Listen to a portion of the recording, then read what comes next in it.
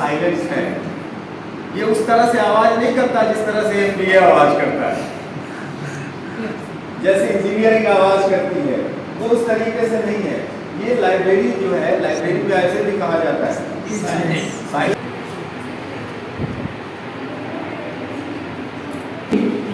हमारे शिक्षकगण हैं और कृपया पुष्पांजलि दें। कल की बात है कि पुस्तकालय विज्ञान के जनक एवं महान गणितज्ञ डॉक्टर एस रंगनाथन की जयंती के अवसर पर आप हम सभी उपस्थित हैं।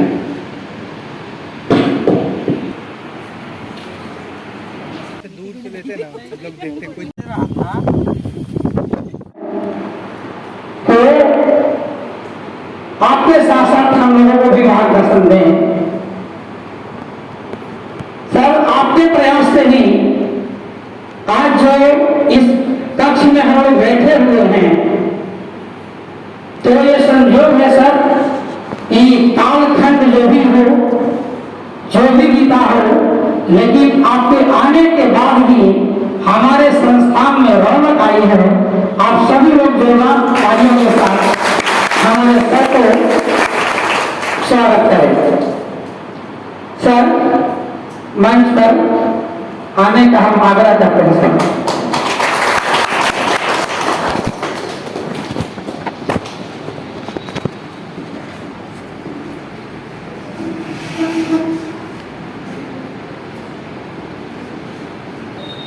धन्यवाद प्रकाश जी। हाथ को लेकर बोलने की आदत है, ऐसे करके बोलना बहुत कम होता है। बहुत बहुत धन्यवाद आप लोगों का जो आप लोगों ने ये मीटिंग यहाँ पे आज रखी है। और आज के दिन तो रंगनाथन जी के जन्म दिवस पर आज इंडक्शन मीटिंग रखने के लिए आप सबों के प्रति मैं आभार व्यक्त करता हूँ। और तो सबसे पहले मैं आभारी व्यक्त कर देता हूँ कि हम सभी यहाँ हैं, आप यहाँ हैं तो हम यहाँ हैं। अभी कुछ बातें जैसे चल रही थी तो मैं आपको ये निश्चित रूप से क्लियर कर देना चाहता हूँ कि संस्थान में ठीक है कुछ समय से एक रुकावट सी आ गई थी, आगे चीज़ें नहीं बढ़ रही थी, तो उसमें कोई भी व्यक्ति आता तो यही करता। हो सकता है वो मेरे से ज़्यादा अच्छे से करता। हमने अपने तरफ से प्रयास किया क्योंकि मुझे लगा कि बहुत दिनों से लोगों का कुछ हुआ नहीं है, एग्ज़ाम नहीं हुए हैं, तो एग्ज़ाम हो जाए और एडमिशन हो जाए और उसके बाद क्लासेज चल सके। तो आज के दिन से बढ़िया कोई और दिन नहीं हो सकता, क्योंकि भारत में अगर लाइब्रेरी साइंस को किसी ने सही दशा दी है और सही दिशा प्रदान की है तो वो रंगनाथन जी हैं। मैथमेटिशियन थे, मद्रास क्रिश्चियन कॉलेज अभी दिसंबर से मैं वहाँ होके आया हूँ। हमारा कॉन्फ्रेंस था वहाँ, इंडियन हिस्ट्री कॉन्फ्रेंस, तो वहाँ पे था मद्रास क्रिश्चियन कॉलेज। बहुत ही बड़ा कैंपस है उसका, और सबसे बड़ी बात यह है कि प्रकृति से जुड़ा हुआ है। आप कहेंगे प्रकृति से जुड़ा हुआ होने का क्या मतलब है, हम लोग नहीं जुड़े क्या? तो वो उनके जुड़ने का अंदाज कुछ दूसरा है। वहाँ हिरन भी चलता हुआ नजर आ जाता है कैंपस के अंदर। मतलब जो एक साथ संयोगात्मक स्थिति जिसकी हम कल्पना करते हैं व्यक्तियों के बीच में, विभिन्न ग्रुपों के बीच में, समूहों के बीच में, वहाँ वो व्यक्तियों से आगे हट करके और प्रकृति के विभिन्न अवयवों के बीच में भी वो सामंजस्य स्थापित हुआ आपको नजर आता है। और वहाँ के प्रोडक्ट थे हमारे रंगनाथन, मैथमेटिशियन थे। और उन्होंने, जैसा आप सब लोग जानते हैं, वो कोई नई सी चीज़ नहीं है, लेकिन फिर भी मैं दोहराना इसलिए चाह रहा हूँ कि वो चीज़ दिमाग में कहीं आ जानी चाहिए कि जब अवसर इनको मिला, पहले ये रिलक्टेंट थे, was not ready to accept this job, लेकिन तब उन्होंने इसको एक्सेप्ट किया।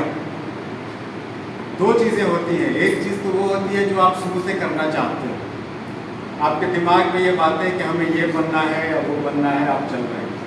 और एक दूसरी चीज़ होती है वो प्रैग्मेटिक वे, जिसको हम कहते हैं, जो प्रैक्टिकल वे होता है कि जब आप आगे बढ़ते बढ़ते देखते हैं कि आपकी क्षमता जो है, आपका जो इंक्लाइनेशन है वो एक्चुअली कहीं और चला जा रहा है। और तब रंगनाथन जी को लगा कि इसमें उनकी जो क्षमता है वो उभर के सामने में आएगी, क्योंकि उनके अंदर जो रिसर्च एक्टिविटीज़ के लिए जो काबिलियत थी, उसी की ज़रूरत लाइब्रेरी साइंस के टीचर में थी। वहाँ पर लाइब्रेरियन में खोजी जा रही थी और उसको अर्हता वो पूरी करते थे। और तब उन्हें लगा कि शायद यहाँ पर उनकी जो सोच है, उनका जो विचार है, वो उन्हें कहीं दूर तक ले जाएगा। और वाकई में उन्होंने जितनी भी शिक्षा प्राप्त की, आपके शिक्षक हैं यहाँ पे, उन लोगों ने आपको बताया है कि वो लंदन भी गए, वहाँ से शिक्षा प्राप्त की और किस तरीके से उन्होंने विश्व में जिन्होंने लाइब्रेरी साइंस को बढ़ाया, उससे थोड़ा अलग हटते हुए और उनको सप्लीमेंट करते हुए, उनको और इनरिच करते हुए, उनकी जो दी हुई चीज़ें थी उनको और इनरिच करते हुए उन्होंने अपनी सारी जो कॉलम एनालिसिस और क्लासिफिकेशन की बात करते हैं उसको सामने में रखा। ज़्यादातर लाइब्रेरी साइंस के बारे में मेरा कोई ज्ञान नहीं है। मैं जो रिसर्च के माध्यम से जान पाया हूँ तो उसमें हम लोग देखते थे और अभी भी देखते हैं कि कई तरह के क्लासिफिकेशन होते थे, रेफरेंसिंग के होते थे, स्टाइल MLA सिस्टम होता था, 1 2 3 8 9 10 पहुँच आया, 8 आ चुका, 8 से अब आगे बढ़ रहे हैं हम लोग। जो पेपर्स अब कॉल करते हो MLA करते हैं या APA करते हैं या शिकागो स्टाइल करते हैं, तो वो सारी स्टाइलिंग में हमारी रेफरेंसिंग होती है। और उस रेफरेंसिंग को किस तरीके से लाइब्रेरी में क्लासिफाई किया गया, कहाँ पे किया गया, तो अगर आप उस तरीके से उठाएंगे तो आपको, जैसे अगर आप ओल्ड स्टाइल में देखें तो 954 आपको पूरा का पूरा हिस्ट्री मिलेगा, इंडियन हिस्ट्री मिलेगा। 950 देखें, अगर आप 330 के आसपास जा रहे हैं तो आपको पूरा वो सोशियोलॉजी मिलेगा। और वहाँ से फिर आप थोड़ा सा आगे बढ़ेंगे तो इंडियन डायस्पोरा का स्टडीज जो है वो आपको मिलेगा। तो डिफरेंट का वो अलग अलग, और आपको कहीं भी आप चले जाओ, कहीं भी लाइब्रेरी में चले जाओ, ये सारी कुछ चीज़ें ऐसी रहती हैं कि वो कॉमन होती थी, कॉमन टू एवरी प्लेस। तो हम लोग जहाँ कहीं भी जाते थे वो चीज़ें मिल जाती थी। इसका फ़ायदा सिर्फ यही नहीं होता था, इसका फ़ायदा आपको विदेशों में भी हो जाता है। जैसे अब हम लोग 1-2 जगहों पे जैसे मैं गया हूँ तो वहाँ पे भी जा करके हमने जब देखा कि हाँ हमारा जो कुछ काम था जो इसमें ऑक्सफोर्ड की लाइब्रेरी में, तो वहाँ पे भी हम लोगों ने देखा तो वो बड़ा आराम से, इतना फ्रेंडली कि आप बहुत ही अच्छा आप डालें वहाँ पे और एवरीथिंग इज अवेलेबल देयर। आपको कौन से रैक पे, किस पे, कितने, किस कॉलम पे क्या मिलना है, सब कुछ है। आपने वहाँ से मारा, वो ऑर्डर प्लेस हुआ and then you will get after 2 hours जो टाइम है उनका लेने का, उस समय आपको वो दे देंगे। और अगर आप जाते समय, लाइब्रेरी से निकलते समय भी आपने डाल दिया तो नेक्स्ट डे आपको जिस समय जो चीज़ें मिलनी है, जिस टाइम स्लॉट आपको दे दिया जाएगा, you will get these items eight 10:15। वो 10:15 में आपके डेस्क पे वो चीज़ें रहती हैं। ये कैसे संभव हो सकता है? जब तक कि आपने लाइब्रेरी को बहुत ही मैथमेटिकली एकदम बढ़िया से सिस्टमेटिक वे में अरेंज नहीं किया हो, तब तक ये सारा काम नहीं हो सकता है। तो लाइब्रेरी एक बहुत ही मेटिकुलस आइडिया देता है, काम करने का इन्वायरमेंट देता है कि आप फैसिलिटेट करते हैं, चाहे वो किसी भी सब्जेक्ट का आदमी हो, चाहे वो मेडिकल हिस्ट्री का हो या फिर आपको इकोनॉमिक हिस्ट्री का, मतलब अगर हिस्ट्री से संबंधित है तो, अगर सोशियोलॉजी से संबंधित, अगर बॉटनी, जियोलॉजी, किसी भी सब्जेक्ट से संबंधित है तो उसको एक वेरी गुड आइडिया मिल जाता है कि हमें किसको कैसे, कहाँ से कौन सी क्लासिफाइड जो डॉक्यूमेंट्स हैं निकाल के देने हैं। इसके अलावा आपके साथ एक चीज़ और भी आती है, और वो चीज़ आती है कि सिर्फ आपके पास बुक्स ही नहीं होते, आपके पास बुक्स के अलावा ये मैन्युस्क्रिप्ट्स होते हैं, बहुत सारे गवर्नमेंट के रिपोर्ट्स होते हैं, उनका क्लासिफिकेशन एक अलग होता है, और वो जो आपका होता है वो आर्काइव्स में होता है। तो आप यहाँ से जब पढ़ के निकलते तो आपको आर्काइव्स की भी का क्षेत्र है, वहाँ भी आप जा सकते हैं। आपको एक शॉर्ट टर्म कोर्स करना पड़ेगा आर्काइवल स्टडीज़ का, वो 3 months to 6 months होता है। नेशनल आर्काइव्स में भी होता है। लाइब्रेरी साइंस के लोगों को वहाँ पे ज़्यादा तरजीह दी जाती है, because they have already got something in that process, they are acquiring knowledge about the library and the classifications and they are dealing with the books, तो वो उनके लिए अच्छा हो जाता है कि वो उसको और भी सही तरीके से कर सकते हैं। तो आपके एवेन्यूज बढ़ जाते हैं। आपको मैं एक बात ये कहना चाहता हूँ कि आप जिस फील्ड में हैं, आपने जिस फील्ड को ज्वाइन किया है, ये फील्ड बहुत ही साइलेंटली प्रोडक्टिव फील्ड। ये प्रोडक्टिव है, साइलेंस है, ये उस तरह से आवाज नहीं करता जिस तरह से MBA आवाज करता है, जैसे इंजीनियरिंग आवाज करती है, वो उस तरीके से नहीं है। ये लाइब्रेरी जो है, लाइब्रेरी में ऐसे भी कहा जाता है साइलेंस प्लीज, और इसी तरीके से आपको जॉब के अपॉर्चुनिटीज भी मिलते हैं। आपको जहाँ भी होगा आप बड़े आराम से बैठ करके चीज़ों को डील कर सकते हैं, चीज़ों को लिख सकते हैं, समझ सकते हैं। और आज के दिन आप में से बहुत सारे लोग, मैं समझता हूँ, जिन्होंने BDS में एडमिशन लिया हो या MBS में लिया हो, ये जो इंडक्शन क्लास जिसको मैं मान रहा हूँ, इस इंडक्शन क्लास में आप इस लाइब्रेरी साइंस में के विभिन्न पेपर्स के साथ आपकी मुलाकात होगी। आप धीरे धीरे 6 पेपर हैं आपके, थ्योरी पेपर 6 पेपर हो जाते हैं, एक प्रोजेक्ट का हो जाता है और फिर एक आपका वाइवा हो जाता है। टोटल 8 पेपर होते हैं।